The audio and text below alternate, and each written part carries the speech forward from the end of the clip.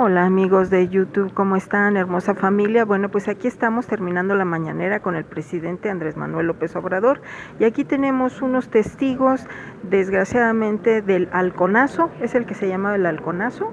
O Sí, ahí el halconazo, ¿verdad? Aquí tenemos al maestro Rebeles y aquí tenemos una víctima, la señora Marta Alicia Camacho Loaiza, maestra también, Ma pero en mi caso a mí no me tocó afortunadamente estar en el halconazo, sino que en un periodo un poco después, Ajá. que fue lo que mal llamada guerra sucia de desaparición. Yo fui víctima de desaparición forzada junto con mi esposo, quien después de las torturas fue ejecutado extrajudicialmente. Ay, qué lamentable, señora.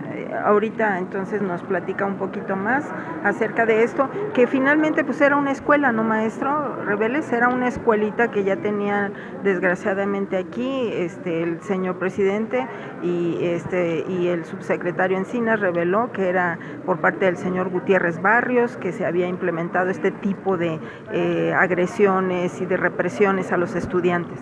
Sí, fue desde varios lugares, incluyendo el Ejército y las policías, pero particularmente la Dirección Federal de Seguridad. Por eso se levantó un sitio de memoria en ese edificio que ocupó y que hoy se va a develar la placa a la 1 de la tarde. La Dirección Federal de Seguridad decidió aniquilar a toda oposición armada o pacífica en este país. Eran épocas de demasiado autoritarismo y fueron miles de víctimas, entre ellas doña Marta Camacho, un caso muy impresionante de absoluta represión que llegó hasta la muerte, la desaparición y el nacimiento de un niño en cautiverio. Sí, fue muy lamentable. Si nos puede contar cómo lo vivió, qué representó para usted en lo personal, en su vida personal, con su familia. Pues fue prácticamente quedar más abajo de cero, mucho menos de cero, porque pues la situación que nos tocó vivir de tortura, y todo eso lo presencié, toda la tortura de que fue víctima mi esposo, todo lo presencié, pero luego pues yo también tuve diferentes tipos de tortura, desde la ginecológica hasta psicológica, el obligarme a presenciar las torturas de mi esposo. Y pues te digo, empezamos de menos cero porque cuando a mí me sueltan, después de que mis padres dieron un dinero para que me dieran la libertad, pero en ese momento pues ya mi esposo ya lo habían ejecutado. Sin embargo, las condiciones de salud eran exageradamente malas porque pues yo me había paralizado mi rostro, pesaba 42 kilos, pues había parido a mi hijo en condiciones infrahumanas.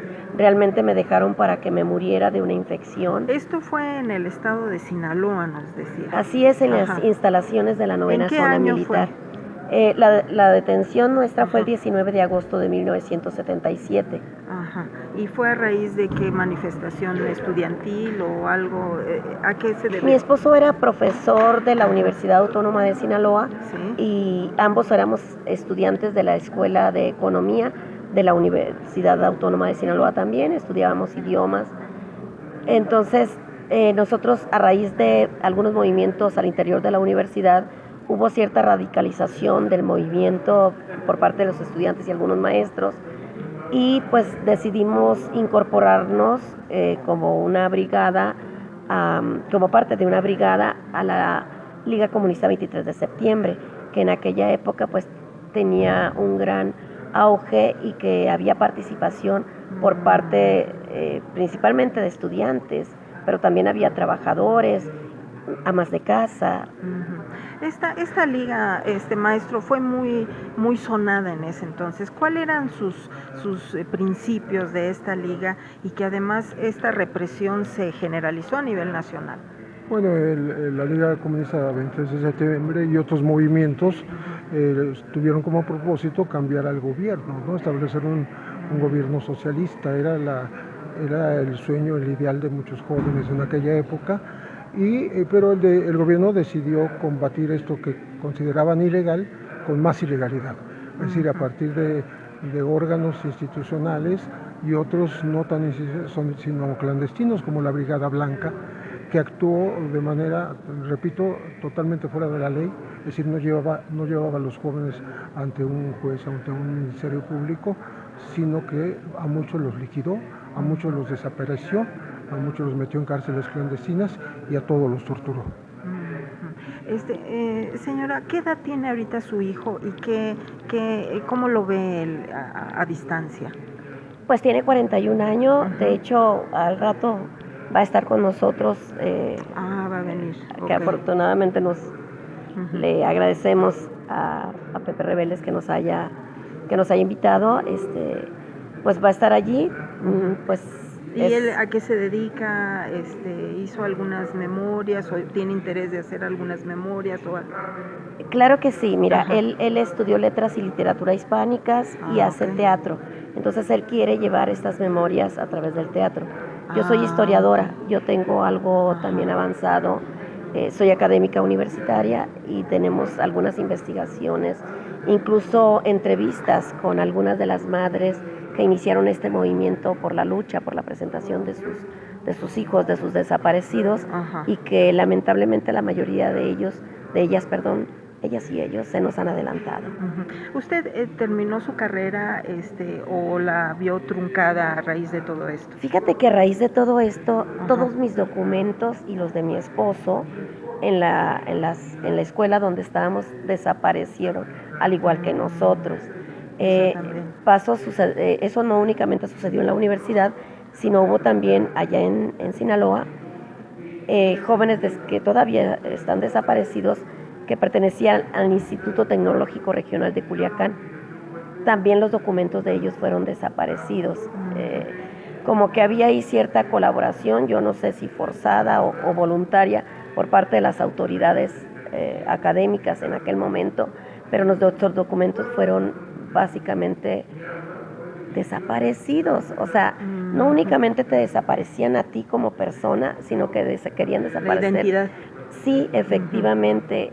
Después de que fuimos liberados, nosotros también sufríamos no delirio de persecución, nosotros éramos perseguidos, éramos hostigados. Usted y la familia completa. Sí, claro, incluso yo a mi hijo era tanto el temor que ni siquiera le puse el apellido de su papá. ¿Por qué? Porque yo sabía porque fui muy amenazada. Siempre cuando mi hijo prácticamente me lo sacan, lo levantan de los piecitos y le ponen una metralleta en su cabeza y a mí me levantan la venda para que vea, porque yo parí vendada y amarrada, sin anestesia, sin aseo siquiera. Entonces me levantan la venda para que vea cómo al bebé le están poniendo una metralleta y cómo me empiezan a amenazar. Incluso hasta el momento en que fui liberada, siempre me amenazaban que me lo iban a matar o que me lo iban a desaparecer. Ahora menciona el señor presidente que se va y el subsecretario que se van a abrir estas zonas donde estaban detenidos, donde padecían la tortura. Allá en Sinaloa, ¿dónde fue que estuvieron ustedes detenidos? Mira, primero estuvimos claro que sí, perfectamente, hasta conozco el domicilio, el lugar donde estuvimos desaparecidos. Estuvimos primeramente en la 9ª Zona Militar, porque esa Dirección Federal, la Brigada Blanca estaba conformada por la Dirección Federal de Seguridad, por la Sedena, por la Policía Municipal, incluso participaban tránsitos del Estado, porque cuando nosotros fuimos detenidos por tránsito fueron rodeadas varias cuadras para detenernos y luego obviamente desaparecernos. Fue algo que se creó justo para exterminar cualquier indicio cualquier manifestación que fuera en contra de lo que el gobierno tenía establecido. No existían ni tan siquiera los derechos humanos acá, no existían las comisiones, no existía absolutamente nada. Estuvimos a merced de ellos y obviamente prácticamente desarticularon, no únicamente este movimiento, porque no es el único que se dio en México, hubo otros movimientos armados y que pues fueron prácticamente exterminados. Nosotros siempre vivimos en esa zozobra de que en cualquier momento podían de nuevo desaparecernos. Sabíamos que estábamos muy vulnerables. A mí me parece increíble, por ejemplo, que casos sin sustento, como el de la señora Wallace, ya se le haya, por ejemplo, dado una reparación de daño. ¿Y ustedes? Y con nosotros habemos muchos casos, te hablo por Sinaloa, que yo represento a los familiares de los desaparecidos de Sinaloa de la época de los 70.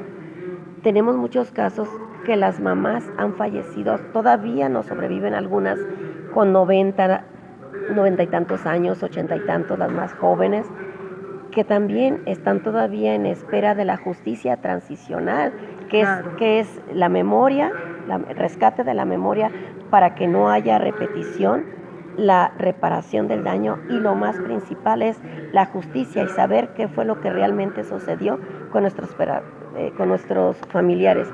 En el caso de mi esposo, a él lo ejecutaron extrajudicialmente frente a mí, pero ¿dónde está su cuerpo? Es la foto de su esposo. Sí, él es José Manuel Alapisco Lizárraga. Nada más un poquitito, nada más así, para que se vea. Maestro Reveles, entonces esta justicia llegará ahora con el gobierno del señor Andrés Manuel López Obrador. Usted como periodista y como experto en todo esto, ¿cómo lo ve? Pues es la petición de los familiares, de las víctimas, de los sobrevivientes, de los colectivos. Es decir, no quedarse solamente en un recordatorio, una memoria que es muy importante, y a partir de ahora creo que se va a desatar mucho más este tipo de testimonios. Va a haber, como estaba diciendo aquí, la maestra de historia y ex militante de la Liga, cómo ellos mismos están trabajando ahora en esa memoria en libros. Hay mucho publicado, pero hay mucho por publicar. Creo que se empezará a dar a conocer, como en otros países ya ha ocurrido, en Sudamérica, en Argentina, pero no ha ocurrido en México, ese rescate y esa justicia transicional que se llama, que quiere decir establecer, retomar los expedientes y agotarlos hasta lo último, hasta encontrar la verdad, más allá de que estén guardados en una bodega. ¿Y el perdón? Está pendiente un perdón, ¿no? Los familiares han dicho, como dijo hace un momento, ni olvido. Ni perdón ni olvido. No, digo por parte del Estado, por parte del gobierno. Claro, se tiene que dar una disculpa. No se ha dado nunca. No se ha dado hasta ni del 68 hasta ni del 70. momento que estamos conversando, no. Yo no sé si se dará a la 1 de la tarde, no sé qué va a ocurrir, pero sí es necesario, porque además lo establecen las recomendaciones de las organizaciones internacionales de defensores de derechos humanos. O sea, la necesidad que el Estado reconozca que fueron sus propios gobiernos, sus propias instituciones. Van 8 gobiernos sucesivos, sexenios, que tendrían que haber hecho esa reparación y no la han hecho. Exacto. Bueno, pues aquí la Nosotros dejamos. Tenemos todavía mucho material como para publicar, tanto de memorias como libros incluso, pero todas estas investigaciones, todos los trabajos que llevamos a cabo han sido por nuestros propios medios. Nosotros no contamos ni tan siquiera con un apoyo al menos para la investigación. Pues por lo pronto cuente con nosotros. Nosotros, bueno, pues ya ve que son los nuevos medios alternativos de YouTube y de redes sociales. Entonces ahorita le doy mis datos para que sigamos en comunicación. Claro que sí, muchísimas gracias, muy amable. Y todo nuestro apoyo y nuestra solidaridad con usted. Y maestro, mil gracias por su información. Y no es hasta aquí, vamos a seguir en comunicación. Nos esperamos allá a la 1 de la tarde. Sí, claro que sí. Bueno, gracias, señora. Te doy mi tarjetita con... Sí, claro que sí, por favor. Bueno, gracias amigos, más tardecito, más información. Gracias.